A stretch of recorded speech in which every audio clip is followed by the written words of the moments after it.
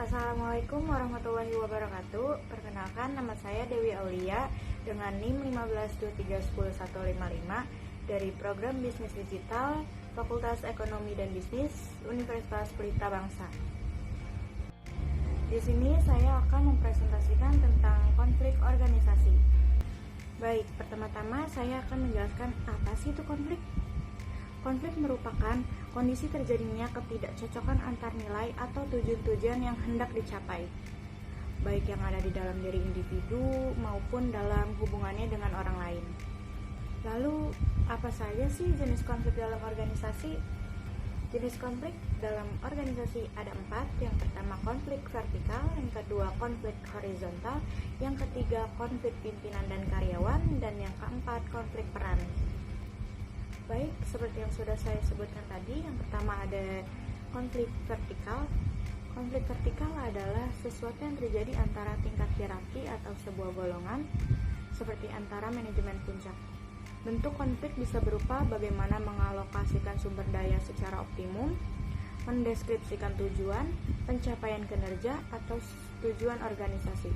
Contohnya, divisi pembelian bahan baku dan divisi keuangan. Divisi pembelian bahan baku menganggap akan efektif apabila bahan baku dibeli dalam jumlah besar dibandingkan sedikit demi sedikit, tetapi memakan waktu berulang-ulang yang akan menghambat proses produksi.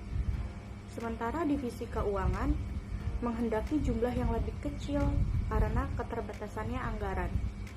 Solusinya adalah harus ada kompromi atau kesepakatan, yaitu sebagaimana kita tidak membuang waktu dengan pembelian yang berulang-ulang yang dapat menghambat proses produksi dengan membeli bahan baku yang jumlahnya cukup dengan sesuai anggaran yang ada.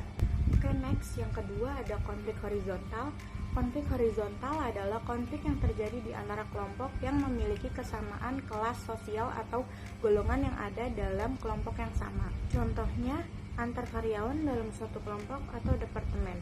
Manajer produksi akan memberikan reward kepada karyawan jika karyawannya tersebut kerjanya bagus. Reward tersebut bertujuan agar karyawannya semangat dalam bekerja. Tetapi justru malah ada yang menimbulkan persaingan antara karyawannya. Pekerjaan tersebut bisa menjadi tidak selesai atau tidak bagus karena tidak ada teamwork. Karena masing-masing ingin mendapatkan reward tersebut yang bisa menimbulkan persaingan yang tidak sehat yang dapat memicu konflik antar karyawan. Yang ketiga ada konflik pimpinan dan bawahan. Ini terjadi ketidakpuasan atasan terhadap kinerja bawahannya. Atasan di suatu perusahaan tidak puas dengan kinerja bawahannya.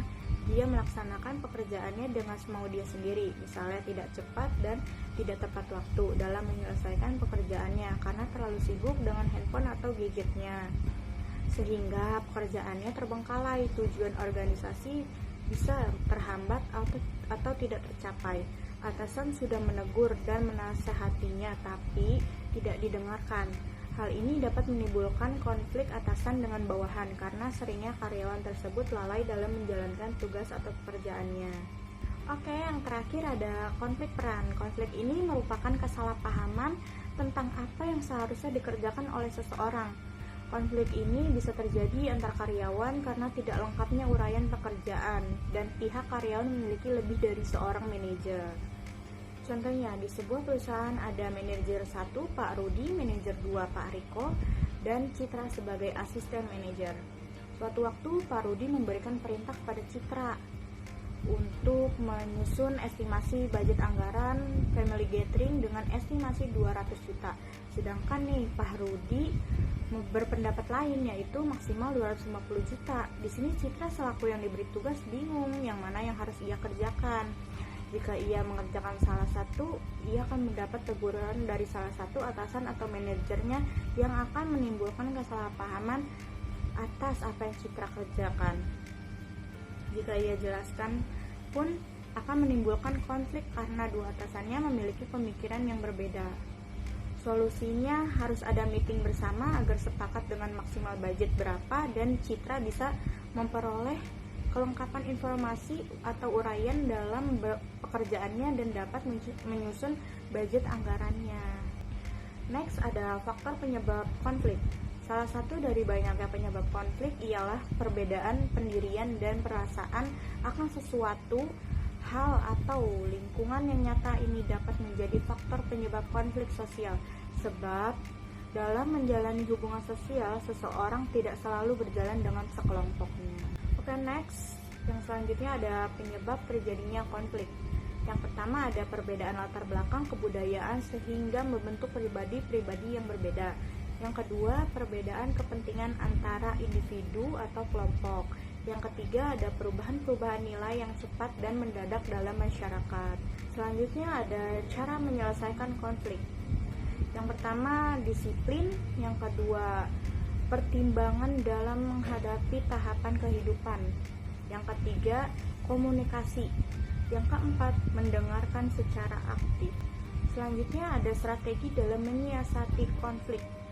Yang pertama, menghindari konflik. Menghindari konflik dapat dilakukan jika isu atau masalah yang memicu konflik tidak terlalu penting, atau jika potensi konfrontasinya tidak seimbang dengan akibat yang akan ditimbulkan. Yang kedua, mengakomodasi.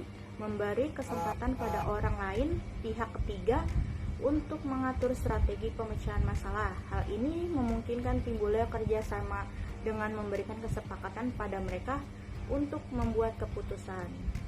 Yang ketiga ada kompromi atau negosiasi. Masing-masing memberikan pendapat dan menawarkan sesuatu pada waktu yang bersamaan. Yang keempat ada memecahkan masalah.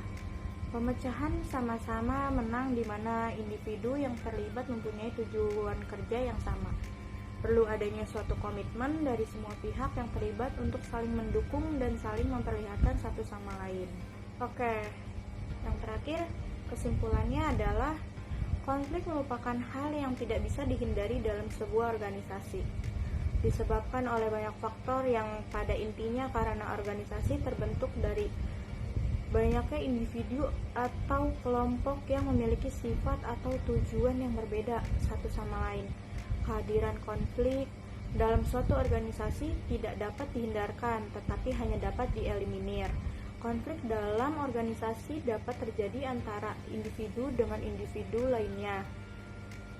Tidak semua konflik merugikan organisasi. Konflik yang ditata dan dikendalikan dengan baik dapat berujung pada keuntungan organisasi sebagai suatu kesatuan. Sebaliknya, apabila konflik tidak ditangani dengan baik serta mengalami eskalasi secara terbuka dapat merugikan kepentingan organisasi. Baik, sekian materi yang dapat saya sampaikan. Kurang lebihnya mohon maaf. Saya ucapkan terima kasih. Wassalamualaikum warahmatullahi wabarakatuh.